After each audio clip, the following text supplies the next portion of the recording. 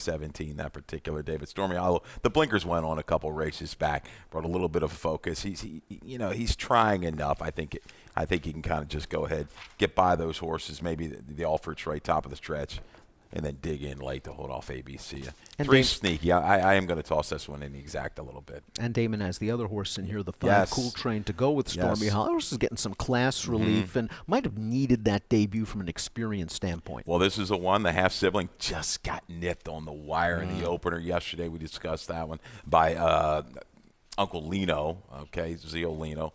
This one here, very spotty in debut. Some on, some off, up, back. But I thought the last 16th of a mile and continuing through the wire showed enough effort that a little drop here. I think this is a real good drop for Cool Train. You might see a serious form reversal. I don't think it's going to be beating 16 today. Same exacta, same super, different order. 2, 6, 5, 1 for Keith, 6, 2, 1, 5 for me in race number 2. Let's move on to race number 3. It kicks off a pick 3. This is a 12-5 down to 10. Non-winners of 3 life claimer going 3/4 of a mile. Take out the 6. The big enchilada. We do have a stat on my top selection in this race. The number 7, Beach Cowboy, going out for Rudy Sanchez Salomon. This barn's been going well lately. 4 for 15, 216 ROI between February 7th and February the 16th.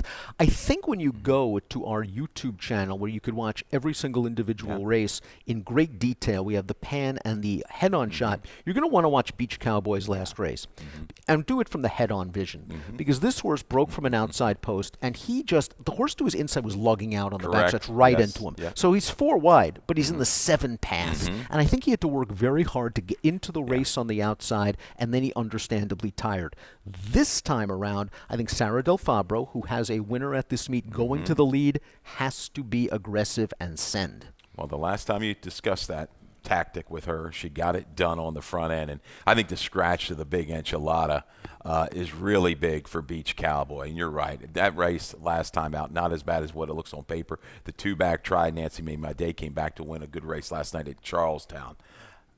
Maybe Aim for the Cork can go early. If not, Beach Cowboy with a clear break, just go nurse and take this field coast to coast. Yeah, I think this one's going to be very tough.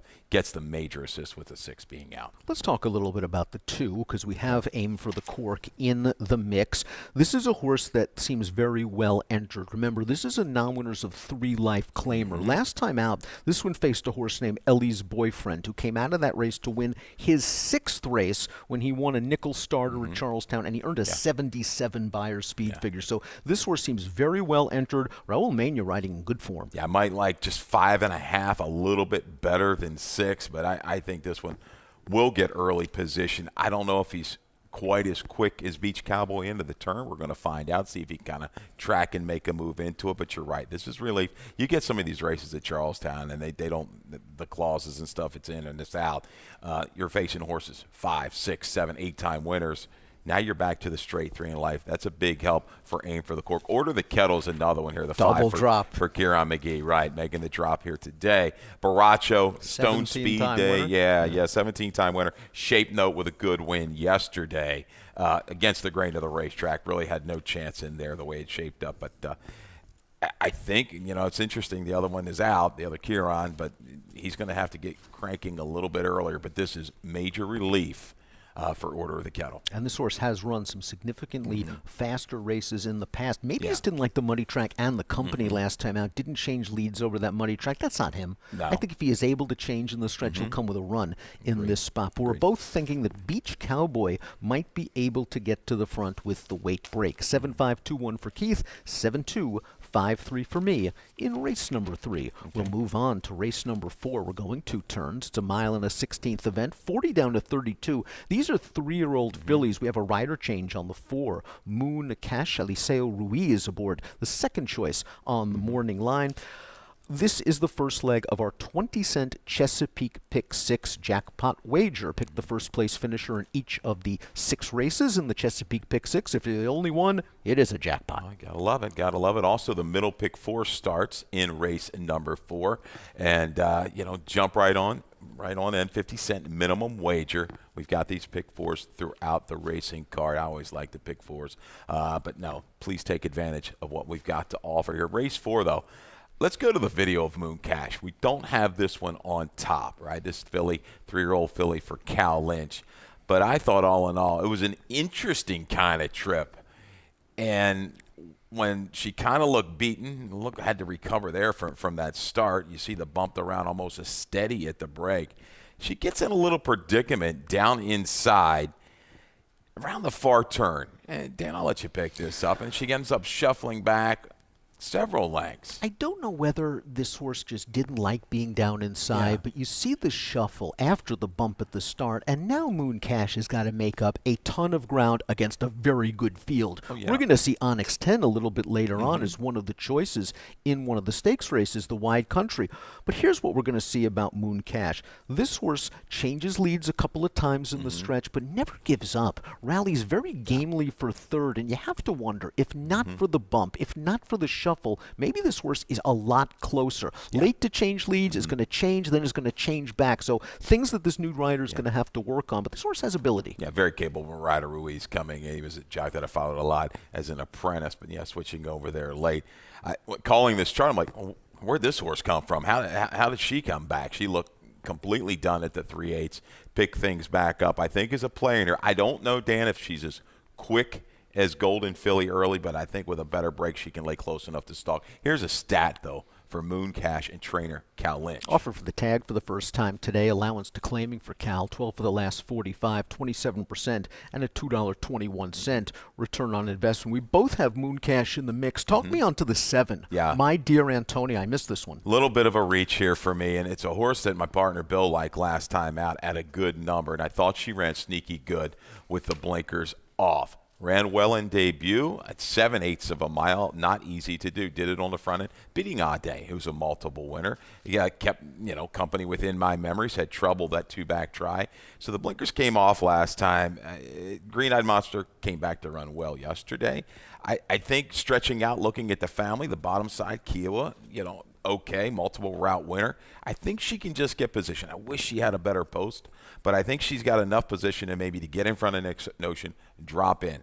Is a mile and a 16th going to be too much? I don't know. I think seeing the Golden Filly is going to be such a short price, Moon Cash, for that play. I'm looking for value in here, and I think there's another move forward with this one. Second time blinkers coming back off. Conversely, Golden Filly does have a good post position and tactical speed, which is advantageous, obviously, going a mile and a 16th here. This horse used the speed to great advantage last time out, but did get to the lead over a speed favoring wet track and might have been carried that day. There are some other speeds, most notably Moon Cash, if it doesn't get bumped out of the start, might be forward. I think J-Rod, though, will be aggressive on Golden Filly and get this horse close to the pace, but tread lightly. This horse is going to be a short price. Moon Cash is interesting. Like my kind of long shot, you like the 7, My Dear Antonia. Okay. Bourbon and Lace is sort of my long shot. Coming off a little bit of a break, was in against My Charm last time out, who came back to place in the Gin Talking with a 62 buyer speed figure. We have a stat for Bourbon and Lace. Anthony Pecoraro, who had a winner yesterday. Yes, the opener. With a first-time starter.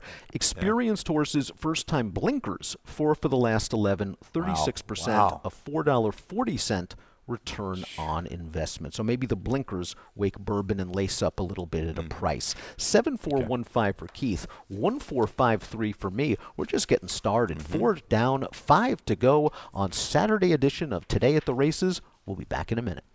Baltimore! To the city of Baltimore, to all the fans watching around the world, riders up! They're off in the Preakness.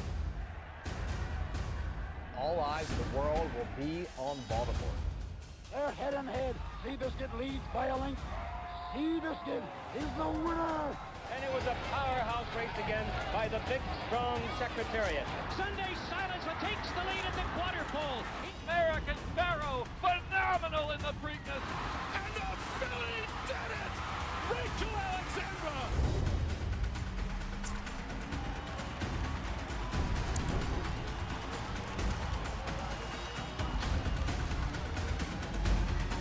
Smarty Jones, he wins the Preakness by a dozen lengths. She's the brave, wins the Preakness.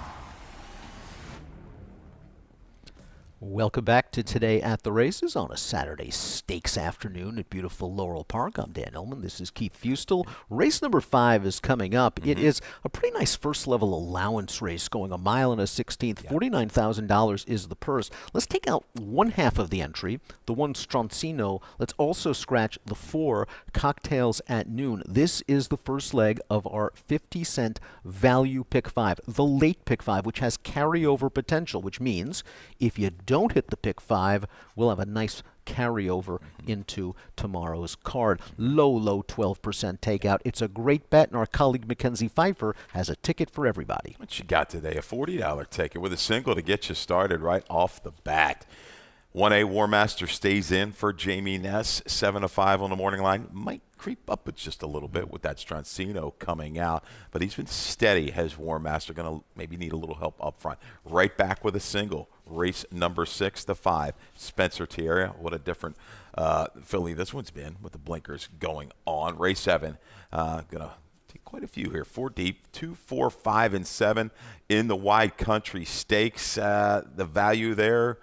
Probably the 7, Shakira Fire. Race 8, the all button, the Miracle Wood Stake. Scratch the 3, Studley Do Right. Evenly matched field in race number 8. I guess all the hard ways will be your long price in there. But, yeah, he's been holding pretty good form here of late. A good win, got a good ride last time out. And wrap it up in race 9 with the 4, 5, 6, and 7.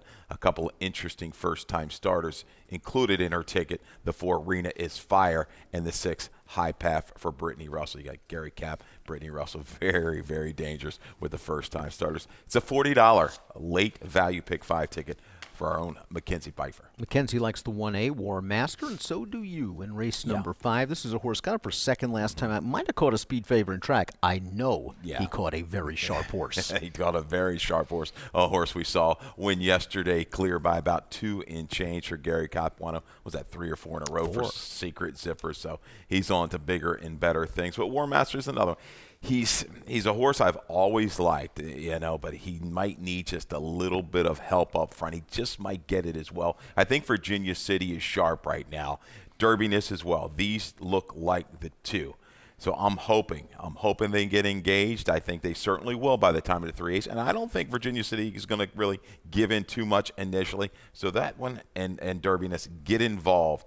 War Master, he doesn't have that big run, but he's got enough of a grind. His figures are consistent enough. You talk about being a victim of the way that surface played last time. If you have a fairer track today, I think he can move up and get it done. I'm curious to see how this pace unfolds. You make a good point about Virginia City being forward. Heck, she's been forward in her last 2. He's been forward in his last 2 races, showing speed. I do think Derbiness might be slightly faster coming out of the gate, and I do like this horse getting back out around 2 turns. Going the 1-turn mile last time out, he was pressing some solid fractions, 24, then 23 and 3 for the second quarter, while 4 wide, 6 path. Eventually made the lead and got tired. Now, this horse has burned a lot of money and might be a relatively short price today. But I think getting around 2 turns, he's going to relax a little bit better, either on the lead or sitting off Virginia City, getting the jump on a horse like War Master turning into the stretch. I want to give Derbiness one more chance. Well, let's see if they maybe tweak the blinkers a little bit with this guy as well, because he used to have that ability. He sat a little bit further back in his races and brought a little bit more of a finish. The blinkers went on, and he's been a little bit more, I don't want to say keyed up, but he's definitely been a little bit more on the bit and ready to go in these races. Getting back out to 2 turns, we'll see. Maybe he'll get to that nice, relaxed shadowing trip, or try to throw the knockout punch by the time they hit the far turn. Now, in the Open, you talked about a horse like Hornbeam. That is sort of a horse you kind of got on a little bit late. Yes. Off the Farrier Claim. Listen, that's a good angle. And last time out, they ran, 1, 2, 3, all the way around the track. I just don't think the flow was to Hornbeam's liking. No. And the time before that, Afraid of the Bunny, again, caught 4 to 5 wide against that one going for it. You've got Farrier off the claim, and I think you've been running a little. We've had that stat recently about that. He's been going great guns. This barn is on a little bit of a tear with a winner of Shape Note. Got it done yesterday. You go 3 back, just missing a starter. Well, I see these starters very equivalent to a first-level allowance. The numbers stack up. Does he need a little bit of flow? Yes, I think he's going to get enough. And I think at this kind of number with Forrest Boyce, we talk about the inside-out trip. You're going to get it with Hornbeam. He's going to be back there just settling and spying.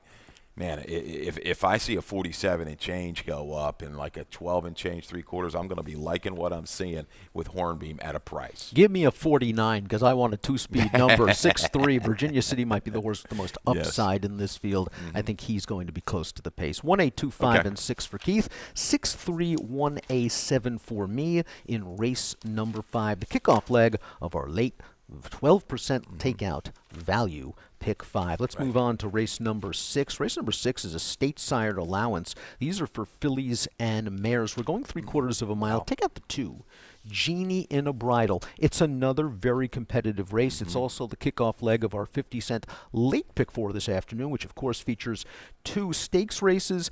This is a pretty interesting group in here, Keith. I want to start things off with your top selection. Take the Money Honey. We have a trainer stat for trainer Mike Moore, a good dude that I've known for a long time from Parks. This barn has been going hot recently. January 28th, February the 15th, 6 for 17, $2.68 ROI. Now, this horse, there's a lot of stories going on here. Yeah, won at the meet. 4-year-old filly making only her second career start. The debut was dazzling. I mean, it didn't come away the greatest. Was lucky enough, okay, and the 9-horse field found a seam within the first 16th of a mile to go ahead and get through and then prompt the issue. And then around the turn, it was over. I'd say kind of ridden out, just a very late stretch, wrapped up nearing the wire. Beat a nice horse. Now it's going back to July. Beautiful Crazy Girl, 82 recently when galloping, going long in a good field.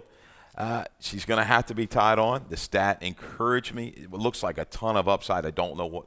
Maybe you have some insight on the break from July, but man, I think her and Spencer Tierra, it could be really a lot of fun on the front end. They look, both of them, with Spencer Tierra with the blinkers going on. We'll show that video in a second, but take the Money Honey. You think she'll be able to bounce back? I think she's getting to the front in here. I think it's going to be fresh off this long layoff. Now, this horse was entered once the month after the debut at Monmouth Park, was scratched that day and hasn't been seen since, so something obviously went wrong.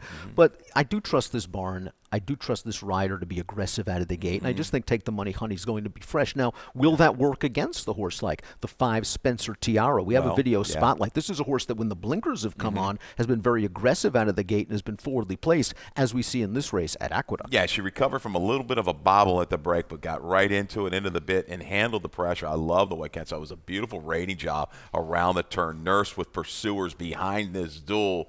She's being able to kind of shake free here, top of the stretch. Really, when he goes ahead and sets her down, she opens up, spurts away 2 to 3, and holds on late. This is at 6.5. We're going to back up to 3/4 today. But what a difference the blinkers have made, going from a higher 30, a higher 50 buyers up and 80 to an 83 in her most recent. She beats a horse here, Grammy Girl coming on. She came back and threw up an 87. So Spencer Tierra, yes, will she be okay?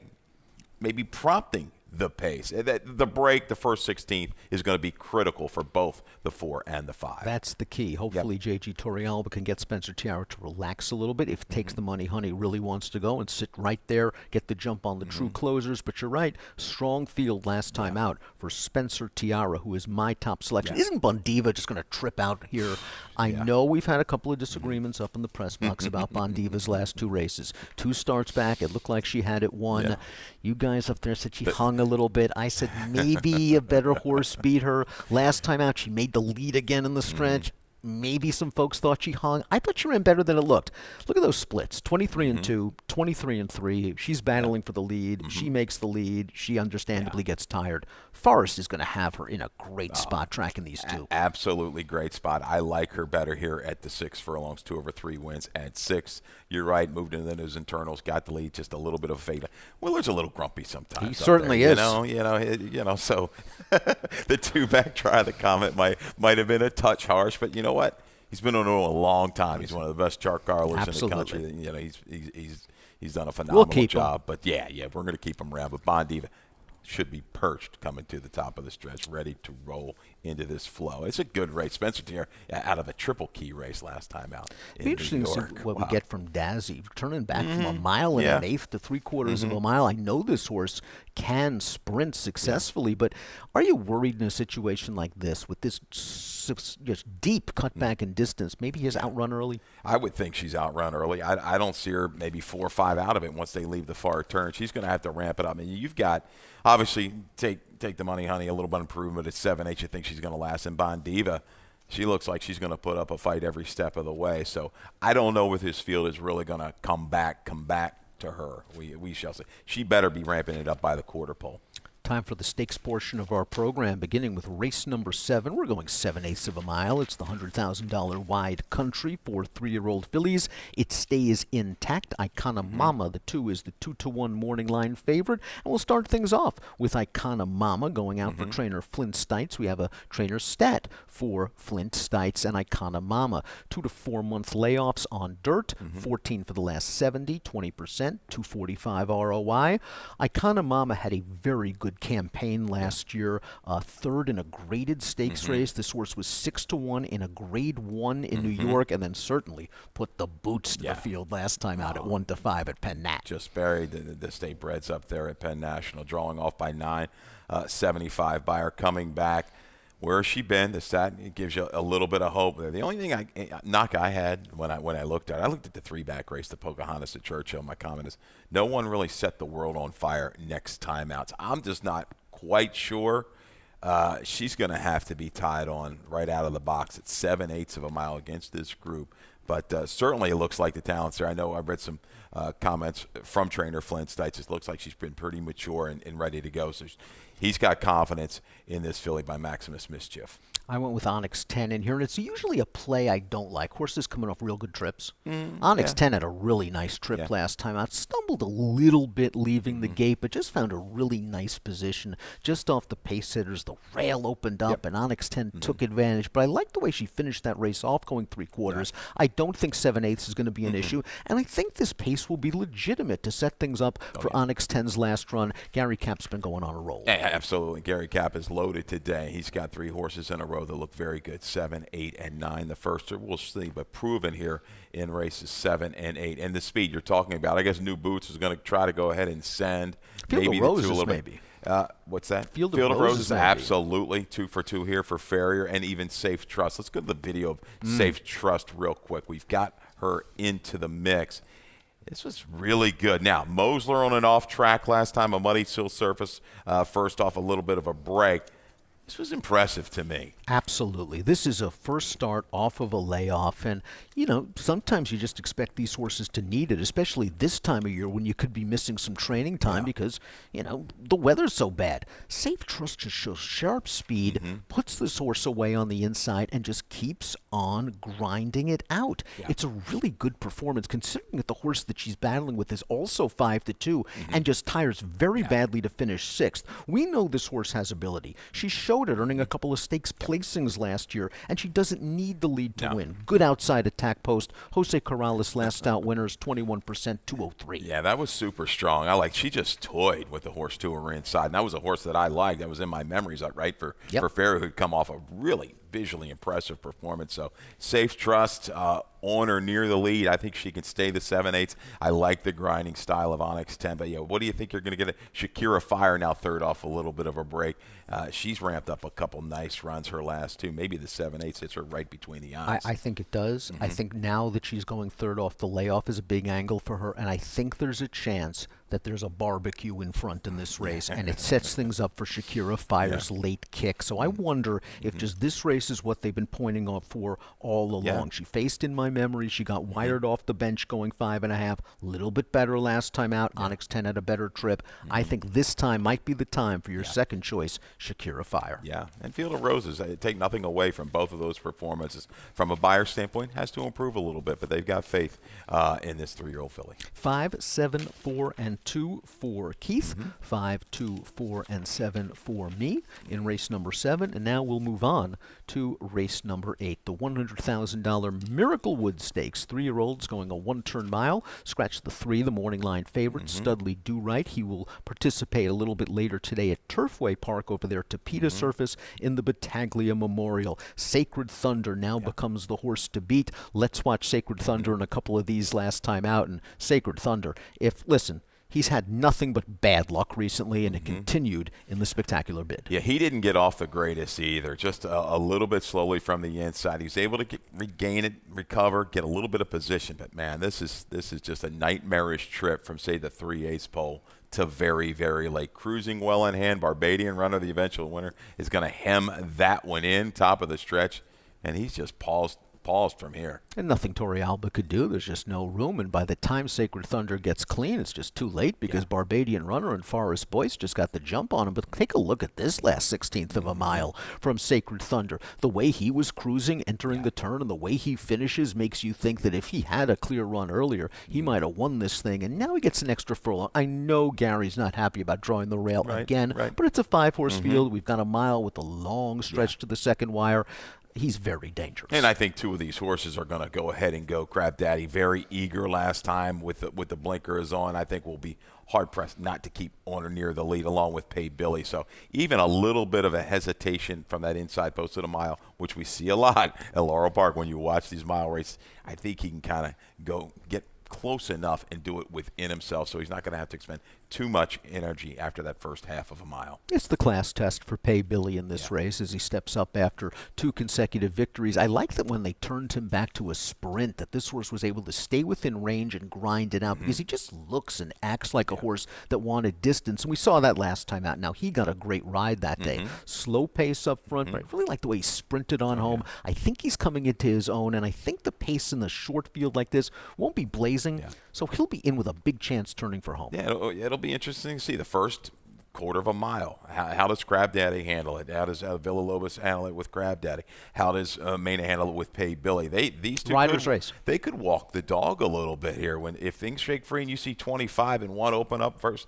that wouldn't be surprising. Pay Billy, he's just really good right now, and the way he turned away those horses top of the stretch and kicked away with vigor scares me. The only knock, coming off of Lasix, has been an 0-for-8 kind of a move, switch off of Lasix for the last year or two for Michael Korn. But, man, he is putting it together right now. I certainly fear Pay Billy. Good race. Crab Daddy's got speed. Of course, Barbadian Runner just beat some of these last time out. Forrest gave this horse a really nice ride, just sort of followed the flow on the outside, made the lead. And Barbadian Runner, ever since Henry Walters changed the bit and added the blinkers, this horse has been straighter in the stretch, and that's been key. And perhaps with more maturity, will continue that trend. You look at these horses, I mean, this could be a blanket to the wire, that last 3/16 of a mile. We got ourselves a really good horse race in the Miraclewood. Crab Daddy, like I say, he was keyed up last time, let him go into it, and he was battling back at the wire. Love the effort, Crab Daddy. 4 straight 7/8 of a miles. Going to head out to the mile today. I don't think that's going to be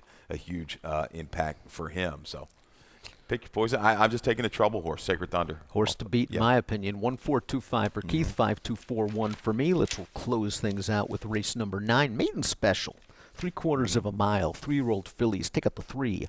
Antonacci Girl, 2-1 on the number 5. Divine Works, a horse that's taken a ton of money in in 2 of her races. Consider that Trumpy doesn't win first out a lot. This horse is 2-1 in a 10-horse field at Saratoga. The word was out, and she just happened to catch a runaway. Then they run her back in the Maryland Million Lassie. She's 5-2 in a 12-horse field, and she catches 3 next out winners that day. This might be the spot, but we got to deal with the layoff. We do have a stat though for Divine Works. Yeah, Mike Trombetta, third-time starters. These made 4 for the last 17. 24% hit rate with a 221 ROI. That's good, and you're right. Had enough confidence to throw right into the Maryland Million Lassie, went right into the teeth of that pace, and just fizzled. Now, that was a tough ask after moving into that 12-post. Shorter field here, not a lot as much to deal with, but I'll tell you what, you got some firsters here that could be really tied on from very good first-time starter outfits. And you're going to go with one of them for Brittany Russell, and very few better than Brittany with first-time starters. And High Path apparently has some pedigree and some strong-looking works. Yeah, first fall, McKenzie, okay, 13-14% with the first-time starter. But I like the reason it was working at Fair Hill, now coming in for a couple works over this surface to get acquainted with it. High Path, a little shot, tab the toad, going to take I don't know if we're going to get much more than 5-2 on this one.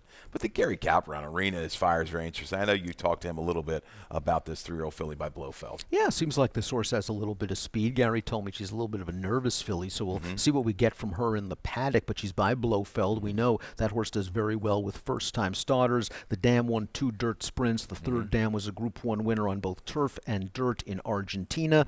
I just like the workouts for Rena is Fire, and we do have a trainer stat for Gary Capuano. Rena is Fire, first-time starters on dirt, 6 for the last 15. 40%, 244 return on investment. Mo Hype, though, is going to show some speed in here. And again, we talk about layoff horses might having trouble this time of the year because of the weather. It sort of interrupts the training schedule. That's going to work against first-time starters potentially as well. Maybe if they're not fit enough, it works to horses like Divine or horses like Mo Hype, who's been racing. Absolutely. It was sharp speed last time out. Second off the break, we saw Rob hit with that angle yesterday. I think Great White Fleet is still a horse you might want to take into consideration if you're down a couple bucks and you're looking for a horse to maybe get out with. I thought the try against Complexity Jane wasn't too bad. Going first-time Lasix outside to inside. Yes, there will be speed in here. Patience could pay off here for Kevin Gomez. Go ahead, rate back and spy the speed. But at that kind of number, late in the day, if you're looking for something in that 10-1 range,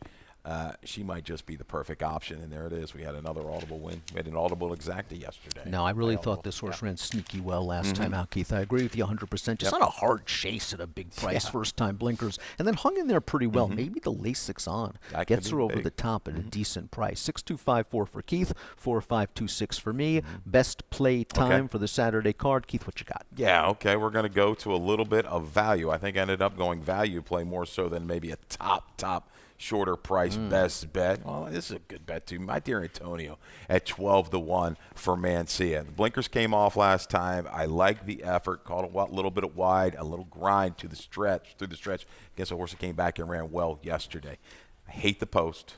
I wish we were positioned a little bit more inside, but we've got to kind of get through that opening quarter of a mile to get Poe. I think this one, exacta try super user, maybe a couple bucks to win, and then work it from there. I was torn between Beach Cowboy, the speed in the third race, and my top play, the 6 Derbyness, 5-2 on the morning line. I wouldn't take much less than that. I do think, though, this horse is going to get close to the pace. And I think stretching out to a mile actually works for him. I think it's going to help this horse relax on the back stretch. Okay. Fun card today. Fun card. And you touched upon it. I'm looking at it like a likely winner. You talked about Beach Cowboy. That scratch, I think, of Enchilada is huge. Sarah DeFabro, just an alert break. I think just go to the front, and you're not going to get much price, but going to take you a long, long way, if not all the way. Track is fast. First post time, 12:10 Eastern. Our colleagues, Callie Francois, Mackenzie Pfeiffer, Dave Rodman, take you through the day with handicapping and analysis. And speaking of Dave Rodman, let's go up top to Dave for scratches and changes. Good luck.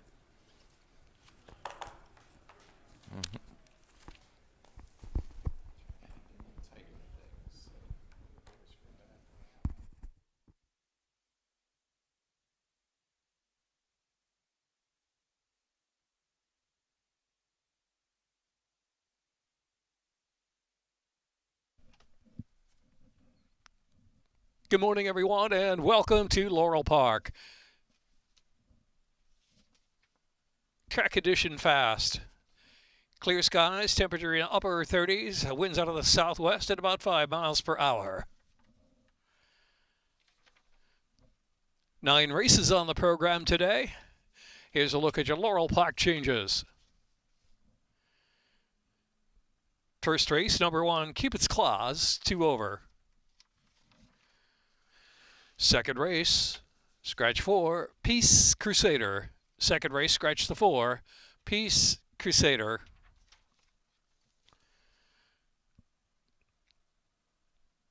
Third race, scratch 6, the Big Enchilada. Third race, scratch the 6. Fourth race, number 4, Mooncash, jockey Eliseo Ruiz. Eliseo Ruiz on the 4. Fifth race, scratch number 1, Strancino, part of the entry. Scratch 4, Cocktails at Noon. 1 and 4 out of the 5th. Sixth race, scratch 2, Genie in a Bridle. Scratch 2, Genie in a Bridle. 7th race, the Wide Country Stakes. Number 1, New Boots is 3 over. Number 8, Not Too Late, 1 over. 8th race, the Miracle Wood. Scratch number 3, Studley Do Right. Number 6, All the Hard Ways, 2 over. 9th race, scratch number 3, Antonacci Girl. 9th race, scratch the 3. Following the 9th race, 2 races from Las Piedras, Uruguay. Wager through Laurel Park. Jackpot Super High Five carryover, $6,244. That's race 6 on the card. Chesapeake Pick 6, $2,561 carryover. Chesapeake Pick 6 starts race 4. We have 2 value Pick 5s, 12% takeout, both Pick 5s, 12% value Pick 5s. First race starts at early Pick 5 with a mandatory payout. Late Pick 5 is carryover potential. The late Pick 5 beginning in race 5 today. Track fast, 15 minutes to post time. Good luck this afternoon at Laurel Park.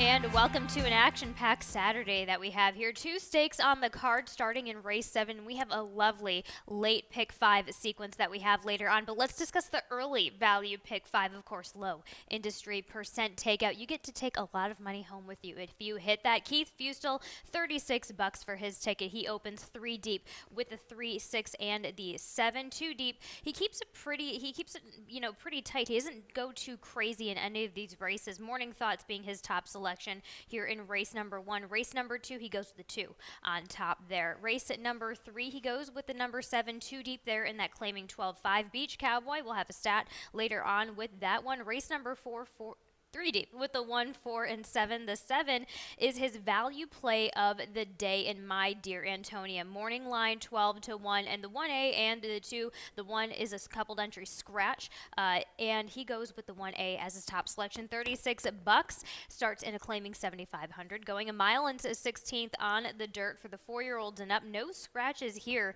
today. Let's go ahead to the number 7 in Winged Foot on the outside for Jamie Ness and Jamie Rodriguez. Of course, we've got that Dan Illman stat, a $2.12 ROI, 12 for the last 39, just overall in between February 6th and February 16th. That's just over the 2 weeks here. Strong on the outside here with Rodriguez on. Absolutely, and I have to admit, I feel like we're trying to beat a little bit of the favoritism here, and so that's part of the way that I take with Winged Foot. But this is a horse who, is comfortable getting caught wide and just manages to find a run. I can make a few excuses, but I don't really feel like you need to. When we see him a little bit more forwardly placed, he's definitely able to get there within good reason. So for me, I think if there is an honest pace up front, he's one who's just going to have a really nice trip and get comfortable going the 2 turns here at Laurel today. Let's also talk about another horse who's just right to the outside of that. We both land the same way in this race, so we go from a 5-2 to an 8-1 for Galatians with Damon Diodvico with the weight off here and Andrea Chavez on. Right. Well, last time we saw this horse drop to a comparable level or the same level back in November, we saw what happened. He just absolutely showed them that class does prevail. And so that's where I see this is one who 8-1, I wouldn't want to miss out on. This is a horse who's been really, really convincing. Last time out was up against Secret Zipper and War Master. We go back to that Everett Song race 2 back. Again, just very, very different types in here. So I think he's one who, you can't miss out on. Let's go ahead to the number 6. Your 8-5 favorite right now here in Morning Thoughts in the barn of Ricky Silliman. Javian Toledo stays on here. Let's take a look at that effort from last time out here on the 8th of February. Right, and we had seen this one going the 7/8 2 back and then got back to this distance that I think he really is able to excel at, just kind of bouncing back and forth there a bit. I thought he was really looked to have plenty of horse just kind of tracking behind the pace, but when he challenged along the turn there, he really did bring quite a bit of effort. Everett Song goes on to just get by and notch things down here, but I thought this one stayed on very well and held on better than the rest of them who were involved as these closers did come running. So I give quite a bit of credit to him. We end up seeing him finish a nice 3rd here, but I don't worry so much about the distance. I think it was really just he was able to go ahead and miss out to some of the stronger closers and kept things honest for him on the day. Yeah, 8-5 makes sense here. Let's go ahead and wrap things up with the number 3 on the inside in Gambling Czar for Diane Marici. Tori Alba here gets the ride back on here. They're going to be coming from off of the pace and trying to make a 1 run at it. Right. I thought that this is one who last time out we saw run a really big race. This is one who has the ability to do so, and I think especially sticking around this level is where I really do think he's able to get it. I go back and forth as to whether or not this one maybe prefers the mile over the going 2 turns, but I think he can be equally as effective there. He's definitely able to get comfortable within the trip, especially in this type of a group. Last time when we saw him running on late, he just nearly got up for 2nd, and so I thought it was a really convincing effort to try and finish things out there. Also comes out of that Everett Song race 2 back where, again, really good company, just kind of slow to get going, but did inch along there. And jocks are up here for that first race, that first leg of the early value pick 5. Remember, Keith Fusel gives that $36 ticket. He goes 3, 6, and 7. He goes with Morning Thoughts, your 9-5 favorite here in the first. And we are just 7 minutes away from that low industry 12% takeout here. You get to keep almost 90% of your money if you cash out on this early value pick 5.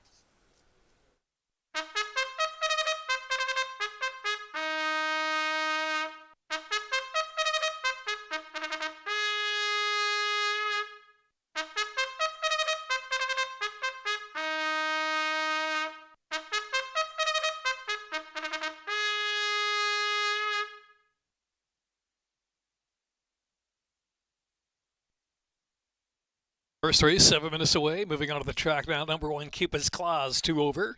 Exacta, Trifecta, Superfecta, Double Pick 3. Early Value Pick 5, 12% takeout. Mandatory Payout on the Early Value Pick 5, 12% takeout Pick 5. Now 6 minutes to post time. Groom's Award to Javier Mejias for Gambling Czar, best turned out.